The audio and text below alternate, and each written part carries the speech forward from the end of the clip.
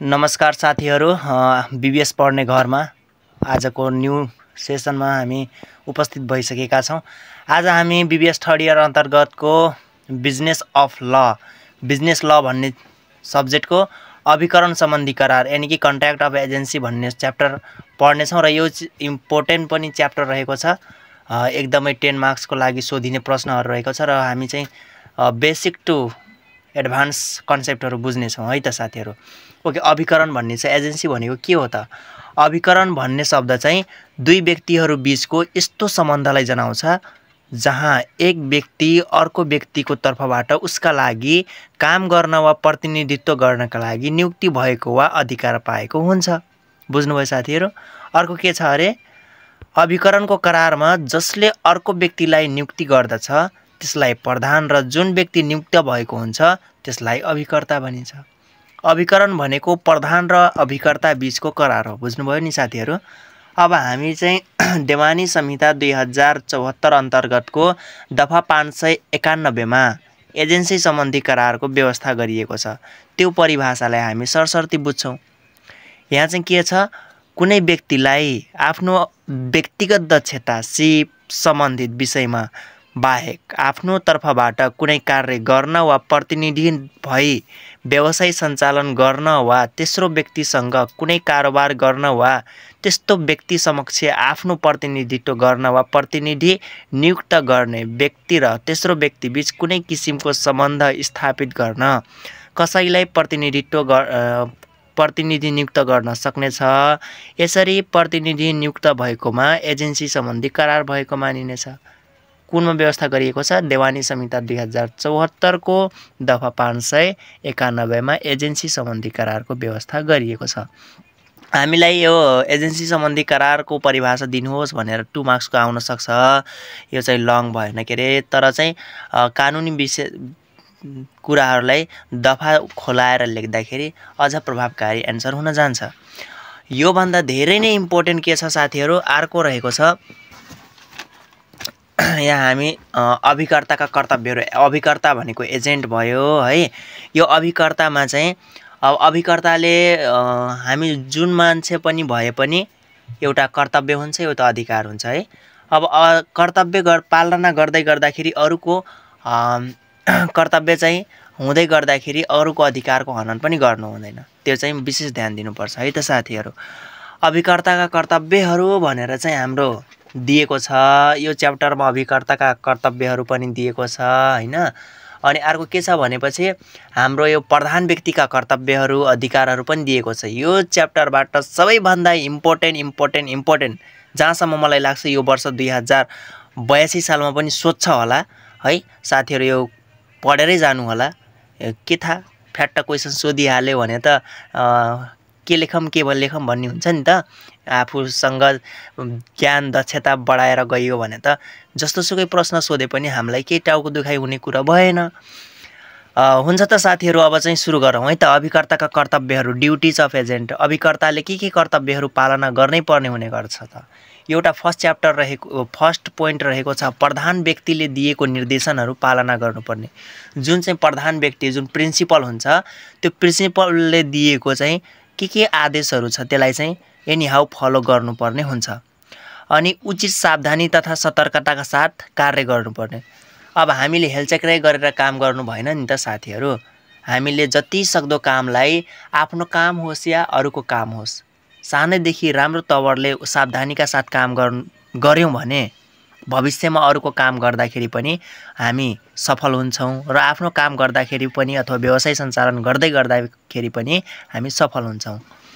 र अर्को पोइन्ट रहेको छ, प्रचलित प्रथाको पालना गर्नुपर्ने। हाम्रो यो व्यवसाय सम्बन्धी करारहरुमा जस्तै अभिकरण सम्बन्धी करार भयो यो एउटा हैन, यसमा हुँदै गर्दाखेरि प्रचलित प्रथाहरु के रहेका छन् त्यसको पनि पालना गर्नुपर्ने हुन्छ।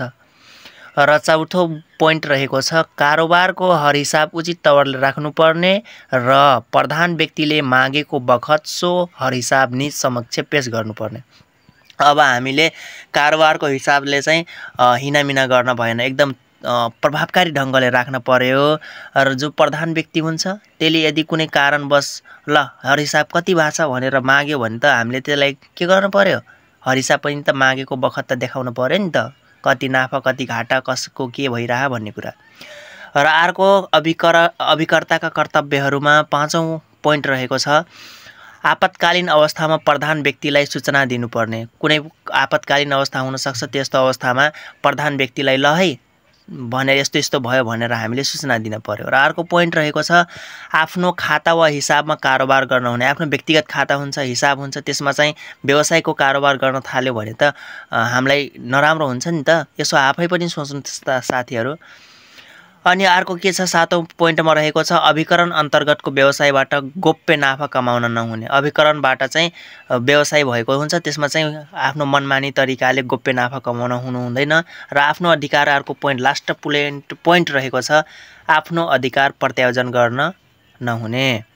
अब आफ्नो प्रत्यायोजन आफूसँग हक अधिकारहरू माथिल्लो निकायबाट आउन सक्छ हैन। आफ्नो अधिकार जस्तै अब प्रिन्सिपल कुनै व्यक्तिले मलाई यो काम उच्च तहको व्यवस्थापकले यो काम गर भनेर मलाई सहायकलाई काम दिनुभयो भने त अब त्यसले चाहिँ के गर्न पर्यो, आफूलाई दिएको काम अरूलाई पन्छाउन भएन कि अरूलाई दिन भएन। जसलाई दिएको छ त्यसलाई नै के गर्नु पर्यो त आफूले पालना गर्नु पर्यो। यो चाहिँ भयो 8वटा पोइन्टहरू। मैले एकदमै सटिक र राम्रो पोइन्टहरू लिएको छु। जस्ट हामीले यसलाई चाहिँ पोइन्ट मात्रै लेख्यो भने पनि धेरै कुराहरू लेख्न सक्छौँ। अभिकर्ताका कर्तव्यहरू भयो यिनीहरू चाहिँ। अब हामी अधिकारहरू पढ्छौँ। के को अधिकारहरू? अभिकर्ताका अधिकारहरू, राइट्स अफ एजेन्ट।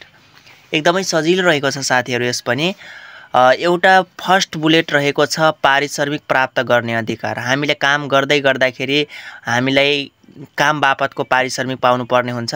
यदि काम बापतको पारिश्रमिक पाइएन भने मान्छे असन्तुष्ट हुने गर्दछ। मास्लोको आवश्यकता श्रृङ्खला सिद्धान्तहरूमा पनि त्यस्तै कुराहरूको व्यवस्था गरिएको छ हैन। शारीरिक मानसिक कुराहरू पनि व्यवस्था गरिएको छ र पारिश्रमिक प्राप्त गर्ने अधिकार हुने गर्छ। र अर्को अधिकार रहेको छ अभिकर्ताका क्षतिपूर्ति प्राप्त गर्ने अधिकार। कारोबार गर्दै गर्दाखेरि विभिन्न प्रकारका क्षतिपूर्तिहरू हुन सक्छ। ती क्षतिपूर्तिहरू चाहिँ के गर्न पर्यो, पाउनु पर्ने अधिकार हुन्छ। र तेस्रो पोइन्ट रहेको छ हर्जना बापतको रकम प्राप्त गर्ने अधिकार। कुनै हर्जना भयो छ भने त्यो हर्जना बापतको रकम के गर्न पर्यो त प्राप्त गर्ने अधिकार पनि अभिकर्ताको रहन्छ। त्यसैगरी चौथो पोइन्टमा रहेको छ आपतकालीन अवस्थामा आवश्यक कदम चाल्न पाउने अधिकार। कुनै अप्ठ्यारो भइपरि आउन सक्छ, ती समस्याहरू आउँदै गर्दाखेरि आवश्यक कदमहरू आफूले कदम चाल्न पाउने अधिकार पनि रहेको हुन्छ। अब अप्ठ्यारो परिहाल्यो भने त गर्नै पर्यो नि त साथीहरू।